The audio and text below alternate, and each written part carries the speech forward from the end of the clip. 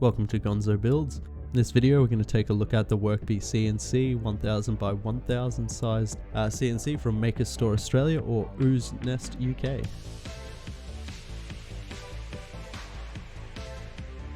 And you can see the limit switch on the front left corner there, and another two limit switches on each axis there.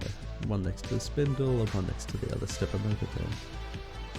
As you can see, I've got the smaller spindle that gets the job done very well. As you can see here with the wasteboard on the bottom there, pretty janky setup, but this is an amateur build. I'm not a professional, I don't have an amazing workshop, this is just done out of my garage. I like to use a positioning or mounting corner piece here. It just makes it a little bit easier for alignment. If you're making signs and you need things to specifically be aligned on the piece, I find it easier to have this set up. I like to keep all my electronics in this sturdy hard case attached to the side of the bench, and I use a USB cable to connect to the laptop outside instead of the Wi-Fi. Here's a quick view inside the hard case at the positioning that I've got. I've got the X Pro V5 sitting at the top with the power supplies running down the bottom. And this is just a close-up to show you how I've mounted things and run the cabling around that hard case with the power supplies towards the bottom here. There's a lot of cabling that comes off the stepper motors and the spindle that needs to be securely and easily fed back into the hard case.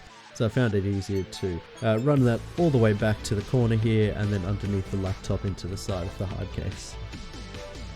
And this is how we've got the X Pro V5 set up. Power switch on the top. Up the top here we've got power coming in and the emergency stop button, and also the USB input just below that. On the top we've got the XYZ probe, and over to the side here is all the cabling coming in for the various motors and the spindle. I found it a little bit easier if I labeled them all each individually and ran them through. That way if I move the X Pro or I need to attach any of these connections, everything's labeled nicely. And you can see here the potentiometer is just sitting under the X Pro there with the cable feeding up into the right side of the case. You'll see in a moment where I've placed that speed control knob for the spindle.